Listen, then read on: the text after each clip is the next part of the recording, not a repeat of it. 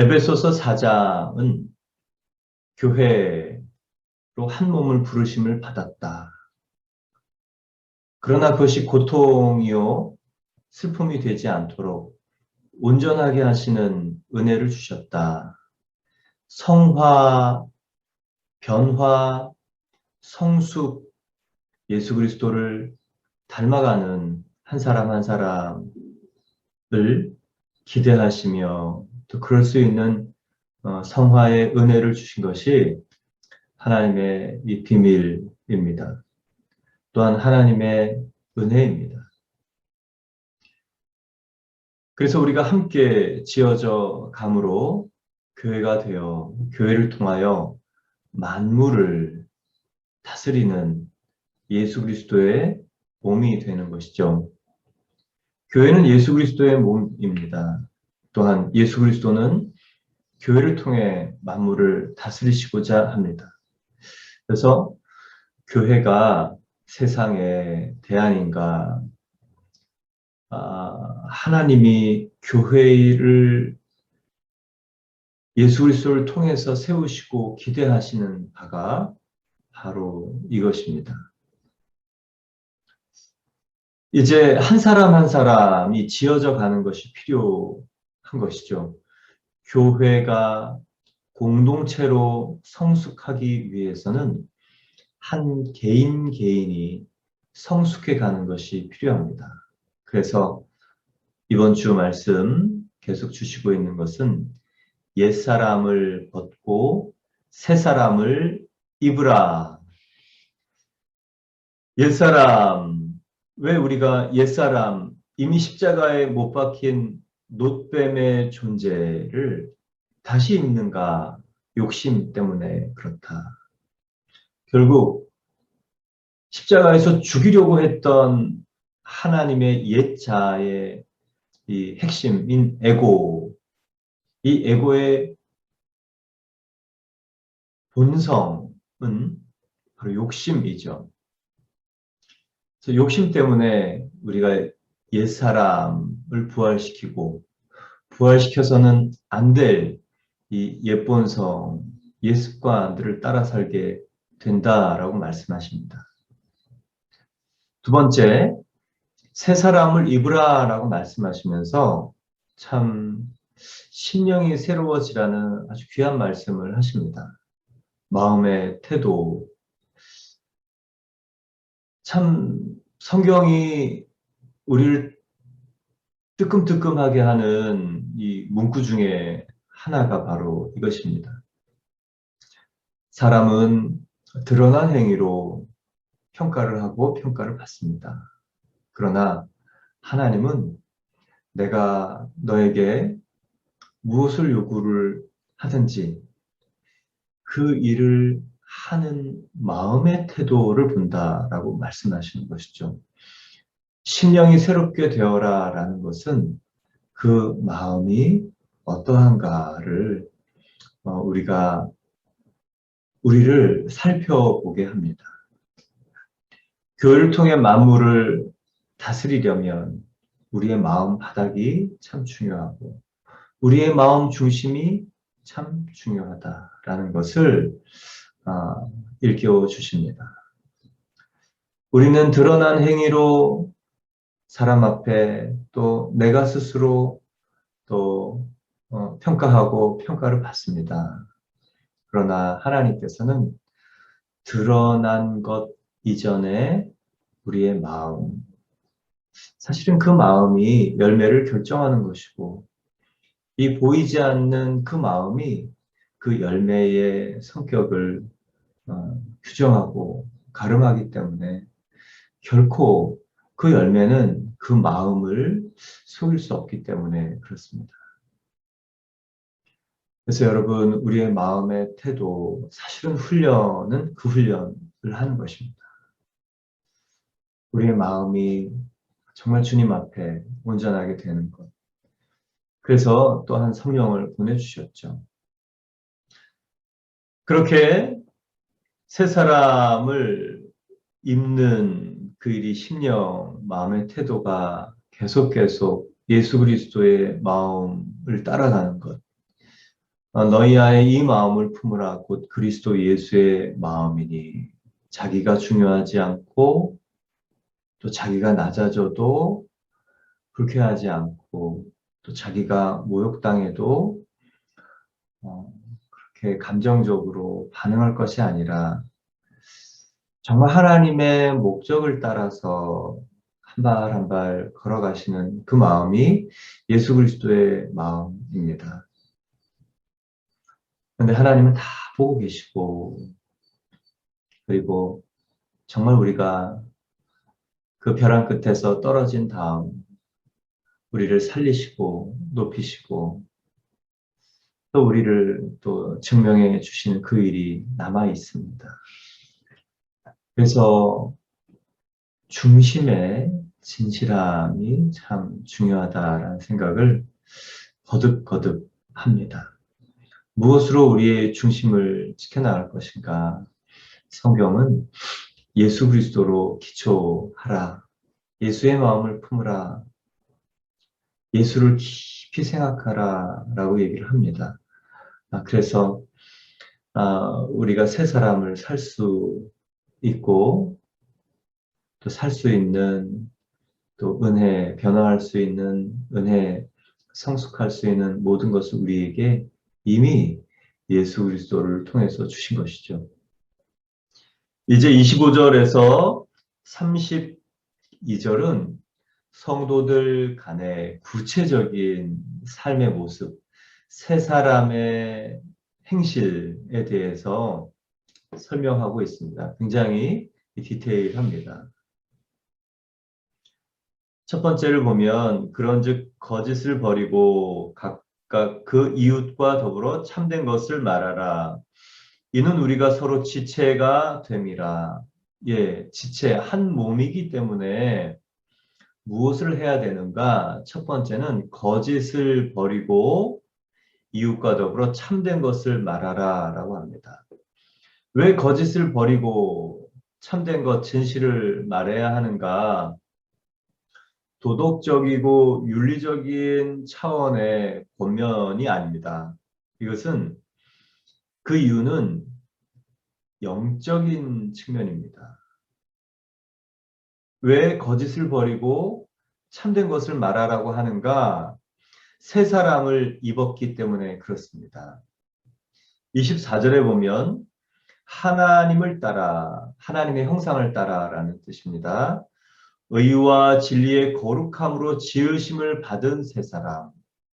네, 의와 진리와 거룩함으로 새로운 피조물로 새롭게 지어진 존재가 바로 저와 여러분, 다른 말로 하면 예수를 영접함으로 예수 그리스도에게 있는 의와 진실과 거룩함이 우리에게 덧입혀진 그 사람, 예수가 주인된 사람이기 때문에 거짓을 버리고 또 예수님의 특성인 이 진리와 진실을 말해야 된다라고 얘기하고 있습니다.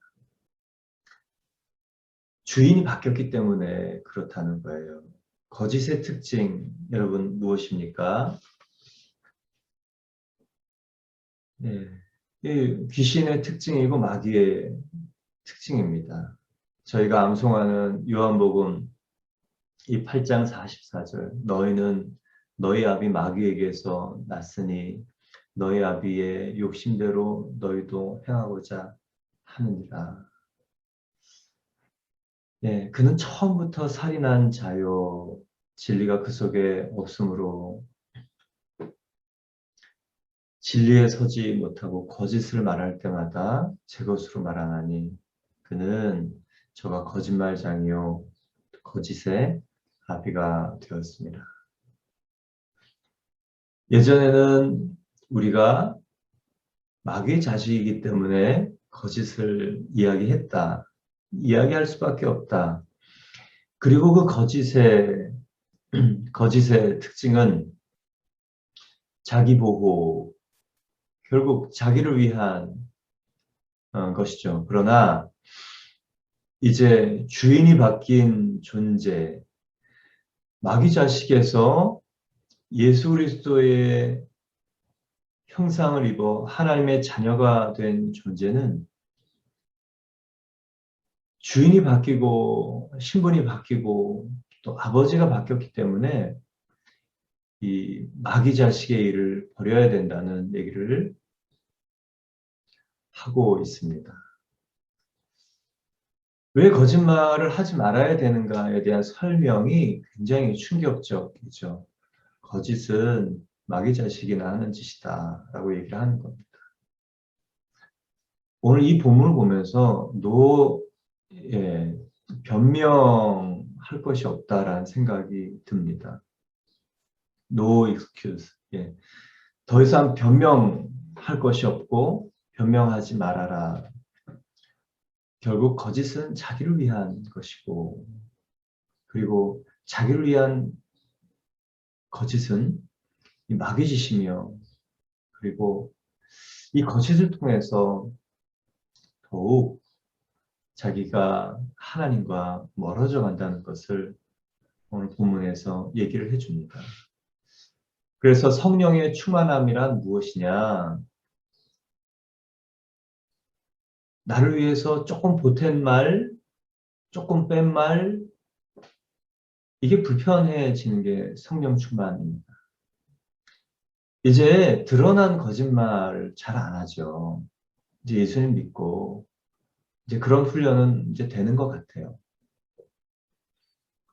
그런데 순간적으로 모면하기 위해서 언뜻 해놓고 성령의 그 인도하심, 지적하심 때문에 우리는 깨어납니다. 그럴 때 바로 수정하는 것이죠.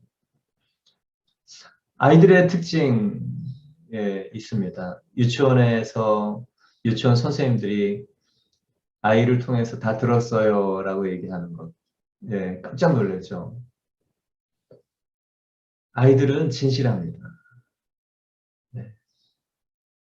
그러나 언제 어떻게 왜 그 얘기를 해야 되는지에 대한 분별이 없는 것입니다. 거짓을 얘기하지는 않았을지라도 말해야 되는 타이밍, 또 관계, 또 그 수위 조절, 그것이 참 중요한 일이죠. 왜 난 진짜를 얘기했는데 왜 그러세요? 라고 우리가 얘기할 때가 많이 있습니다. 그러나 하나님이 기대하시는 말을 하는 것이 성령의 충만함입니다.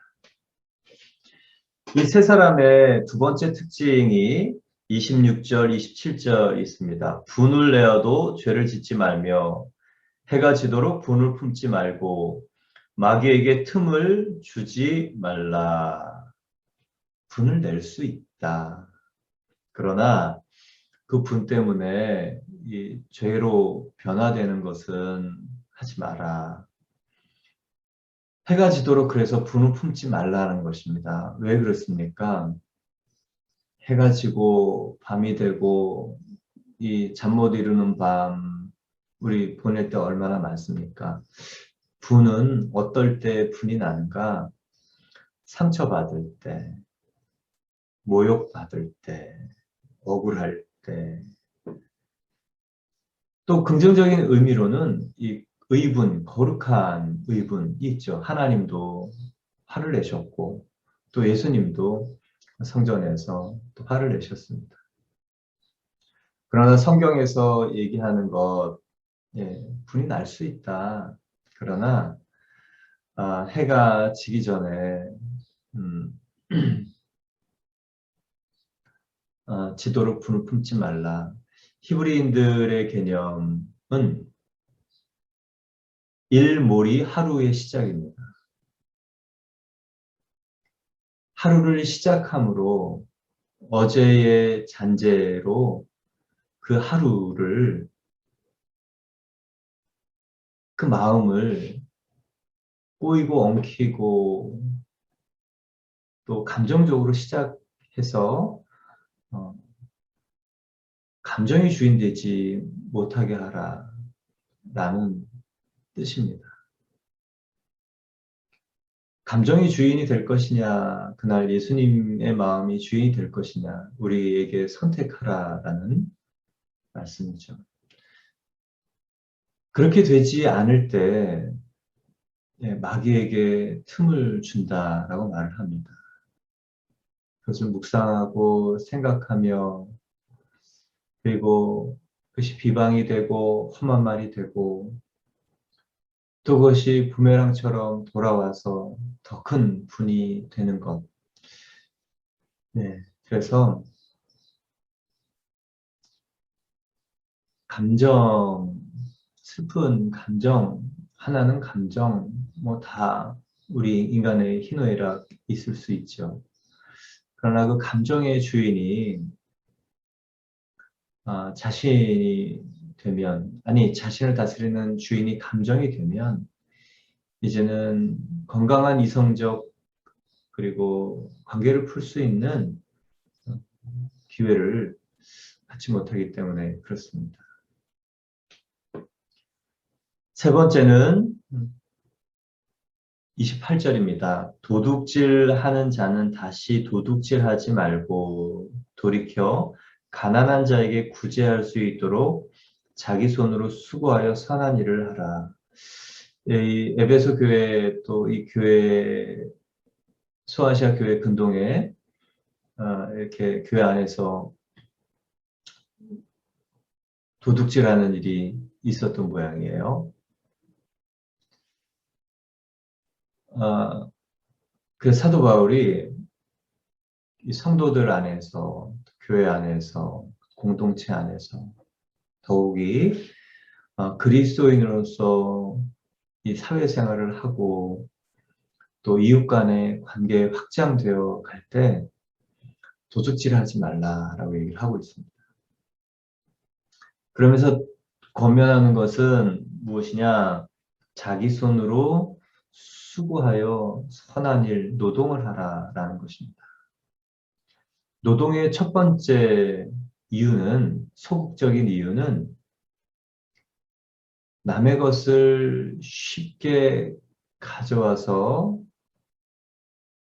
이 불로소득을 하는 이 도둑질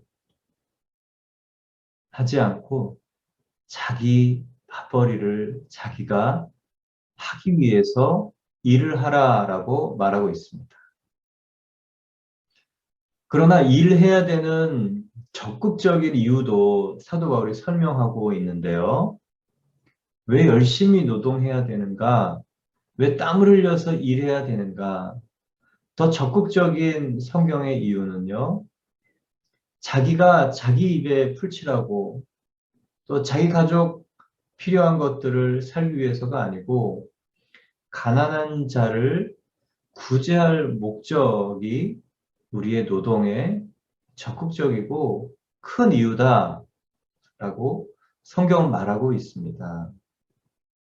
그래서 노동의 이 신성함, 또 일의 중요함, 또 노동을 통한 하나님의 영광이 있다는 것을 기억하시기를 바랍니다. 지난주에는 압구정동 신사동에 건물을 가지신 분이 왔어요. 근데 후회를 하시더라고요. 자기는 아내도 그렇고 자기도 그렇고 부모님에게 물려받은 재산, 건물. 근데 이것을 자녀들에게 줄 생각을 하니까 너무 독이 될 것 같다. 왜 그러세요? 그랬더니 내가 내 인생을 돌아보니 후회가 됩니다.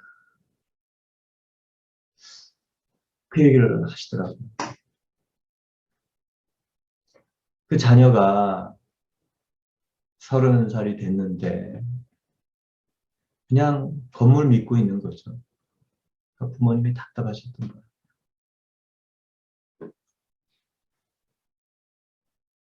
그리고 예수님 만나면 좋겠다, 자녀가. 예, 정말 축복은 무엇을 물려주느냐. 사도 바울은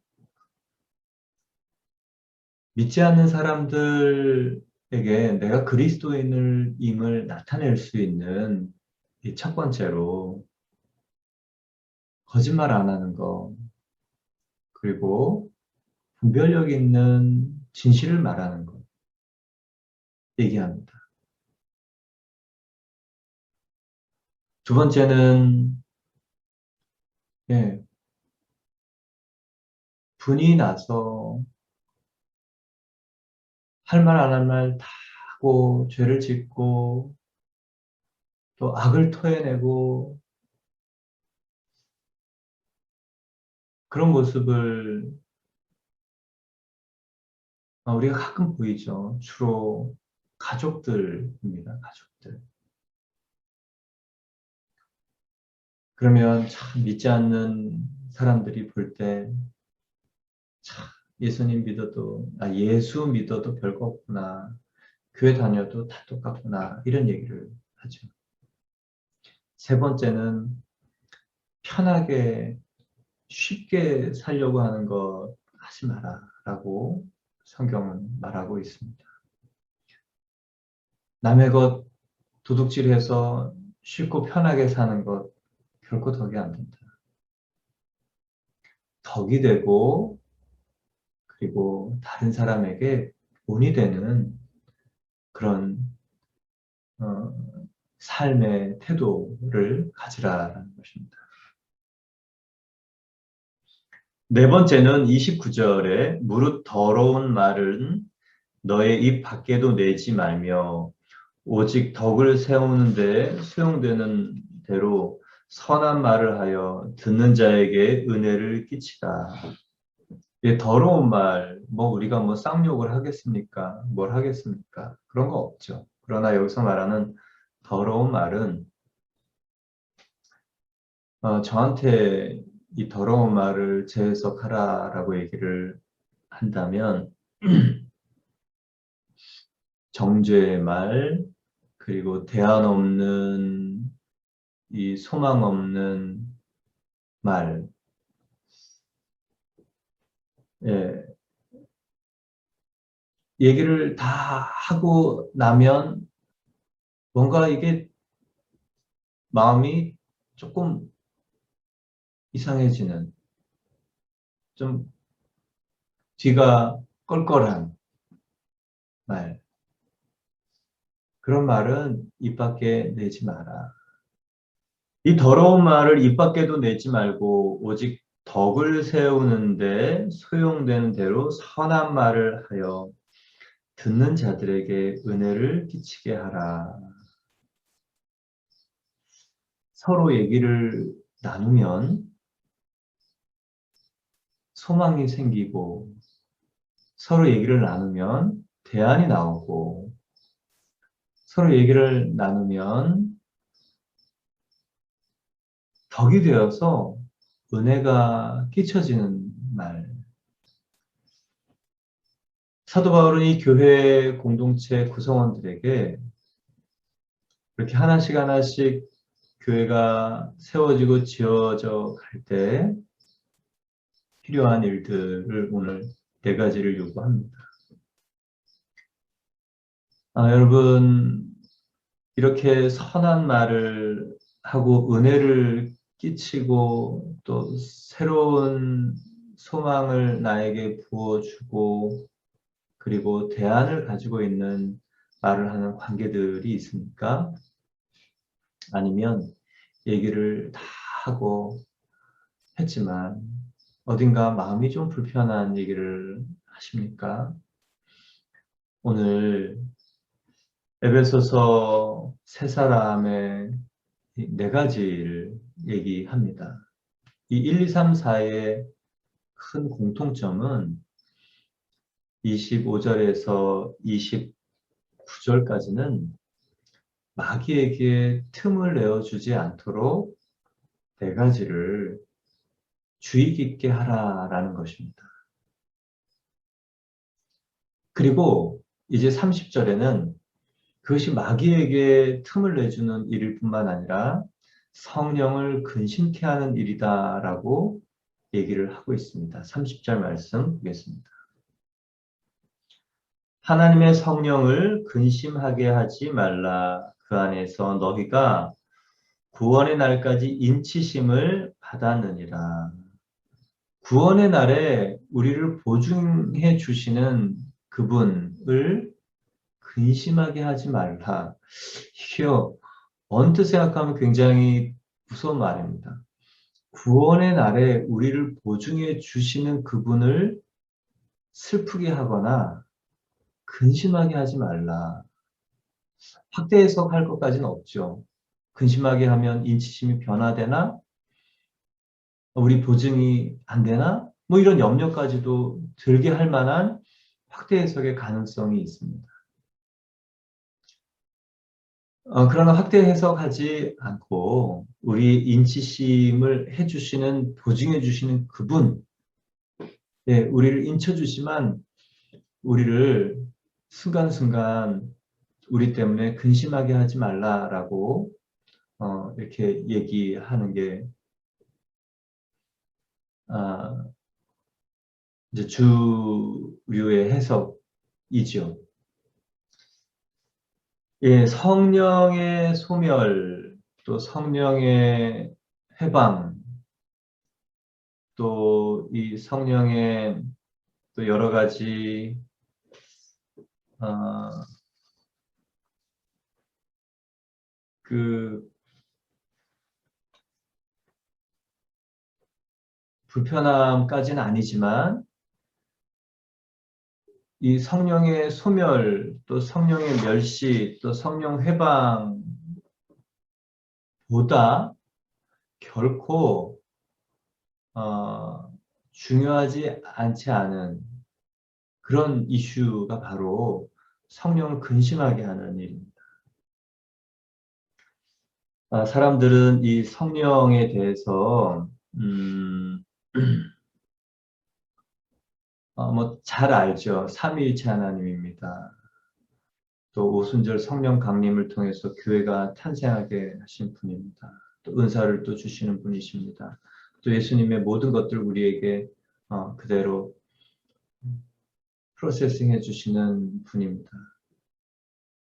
근데 오늘은요, 이 성령과 새 사람을 입은 성도의 관계에 대해서 너무 중요한 말씀을 하시는데요. 우리는 성령에 대해서 가장 중요한 것을 놓치면 안 된다는 얘기를 오늘 본문을 하고 있는 것입니다.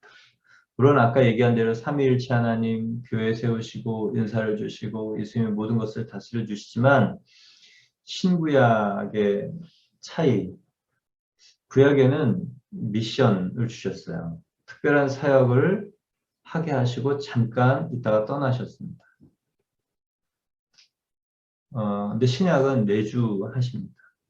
요엘서에 만민에게 부어주시겠다 말씀하시고 남종과 여종에게 부어주신다 말씀하시고 또 그래서 오순절 마가의 다락방에 12사도뿐만 아니라 각 사람에게 임하셨습니다. 그것은 무슨 뜻이냐? 각 사람 안에 내주하셔서 이제 그 사람을 주관하시고 간섭하시고 통치하셔서 하나님 나라의 통로로 사용하신다라는 것입니다. 그러니까 성령님이 오신 목적은요, 내가 너의 주인 되고자 한다라는 것입니다. 그래서 새 사람으로 지음받은 이 새 사람은요, 자신이 주인이 아니고 성령이 주인이신 사람, 자신의 삶의 자리를 성령님께 내어드린 자, 예수님을 주인 삼은 자는 성령을 주인 삼은 자이죠. 그러나 오늘 이 말씀처럼 성령을 근심하게 하면, 성령이 다스리시지 못하게 하면, 이제 옛사람의 모습들이 다스리게 하면 성령님이 오셨지만 아무것도 하시지 않고 또 하실 수 없는 일이 되는 것이죠.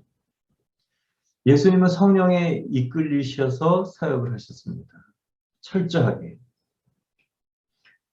성령 받으시고 내몰리셔서 광야 시험 받으시고 이기시고 또 시험을 이기고 광야에서 돌아오실 때 성령의 권능으로 임하셨습니다. 예. 시험요 갈등 테스트를 감정이나 또 자기가 주인 되지 않도록 성령이 주인 되시게 할 때 강력한 성령의 주권이 우리에게 나타나고 그 간섭하심이 다스리심이 권능으로 변한다는 것을 예수님을 통해서 너무도 여실히 광야 시험을 통해서 배우게 됩니다. 이 세 사람을 입었다. 그런데 그 앞에 있는 네 가지 결국은 자기잖아요. 결국은 자기잖아요. 내가 보호받고 또 내 해석, 내 관점, 내가 높아지고 또 내 억울함, 또 내 슬픔, 내 모욕, 또 내 편의, 또 내가 좀 쉽고 편하게 살기 위해서 또 이 말, 결국은 하나님이 기대하시는 바가 아닌 것을 할 때 새 사람으로 지음을 받았지만 새 사람을 다스리실 수 없는 그 성령님은 탄식하신다는 것입니다. 성령이 오신 목적은 내가 너의 주권자가 되어서 너를 통해 생명의 일을 하리라. 그래서 예수님이 죽으시고 부활하신 것이죠. 그런데 나의 삶의 주관자가 되지 못하도록 하는 결정들을 하면 그분이 얼마나 탄식을 하시겠는가. 오늘 그 말씀입니다. 예, 우리 안에 오시지만 할 일을 잃어버린 성령님, 이 주도권을 잃어버린 성령님, 또 일하실 수 있지만 일하시지 않는 성령님. 그래서 내가 죽으면 예수님이 일하시는 것이고요. 또 내가 주인 되면 성령이 일을 못 하시는 것입니다. 여러분, 삶의 주관자가 되도록 오늘 하는 것이 세 사람. 만일 우리가 성령으로 살면 또한 성령으로 행할지니 성령으로 거듭나면 성령을 따라 행하라. 그 얘기는요, 예, 하나님의 관점 생각대로 하는 것입니다. 그분이 주인 되시게 하는 것입니다. 예, 그래서 여러분 오늘 성령을 근심하게 하는 일이 있다면 빨리 바꾸는 것입니다. 성령이 주인 되시게 하시는 일입니다. 이제 31절, 32절에는 다시 한번 강조해서 성령님을 근심하게 하는 일을 디테일하게 써놓습니다. 너희는 모든 악독과 노함과 분냄과 떠드는 것과 비방하는 것을 모든 악의와 함께 버리고 옛사람의 성품, 옛성품입니다. 옛사람이 가지고 있는 특징이었죠. 옛사람에 의해서 길들여진 성품입니다. 예, 노함, 악독, 이 저주, 아각거리고 또 비방하는 것. 근데 여러분 이것이 영어 성경에 보면 악독, 노함, 분냄, 그냥 비터니스 쓴뿌리로 나와요. 쓴뿌리의 가장 큰 피해자가 누구일까? 오늘 성경은 얘기해 줍니다. 성령을 모신다고 하는 그 사람이 바로 가장 큰 피해자다. 왜요? 하나님의 나라가 임했고 하나님의 나라가 임할 수 있도록 성령 하나님께서 우리 가운데 오셨음에도 불구하고 그분을 꽁꽁 묶어두는 사람이 바보다. 그리고 그 쓴뿌리의 열매들은 우리 안에 계속 마음에서 육신으로 고통으로, 통증으로 나타납니다. 이 쓴뿌리, 이 분노, 비방, 저주, 이 슬픔, 이런 것들이 우리 안에 아드레날린을 분비시키죠. 그래서 이 경각심을 일으키고 준비하고 대비하게 하지만 과도한 아드레날린은요, 우리 몸에 염증을 일으킨다고 의사 선생님들이 얘기합니다. 필요한 것이지만 필요 이상이 생길 때 가장 약한 곳에 가서 염증을 일으켜서 우리를 상하게 한다. 네, 마음에 품은 것이 우리의 화학 물질을 분비하게 해서 육신을 상하게 하는, 그래서 심령이 새로워져야 되는 이유가 마음 바닥이 바뀌어야 되는 것입니다. 예전에 이렇게 사역할 때 이렇게 청년들이 이렇게 와서 목사님 같이 사역하고 싶다고, 그러면 이게 관계에서 이렇게 봐요. 그러면 이제 부릅니다. 정신 차려, 좀 심하게 얘기해줘. 너 마음 바닥이 이런데 무슨 열매가 맺히겠냐. 마음을 기경해라. 마음이 꼬여있고 엉켜있고 돌이 있으면 열매가 없다. 수고하고 애쓰고 그리고 상한 사람이 된다. 그래서 이 사역을 많이 말렸습니다. 그래서 성경은 온전하게 하고 봉사를 시키는 것이 성경의 순서입니다. 심령, 마음 밭을 새롭게 하고 일을 시키는 것이 성경입니다. 교회가 이 생명의 열매를 맺는 순서, 사역하는 순서 역시 그 마음이 펴지고 온전해지고 튼튼해지고 그리고 넓어지는 마음이 될 때 사역을 해도 서로가 성장하게 되는 것이죠. 31절 성령을 근심하게 하는 그런 이 쓴뿌리, 나쁜 뿌리들이 우리 안에 있다면 빨리 바꿔야죠. 예, 나쁜 뿌리에서 나쁜 열매가 나올 수밖에 없습니다.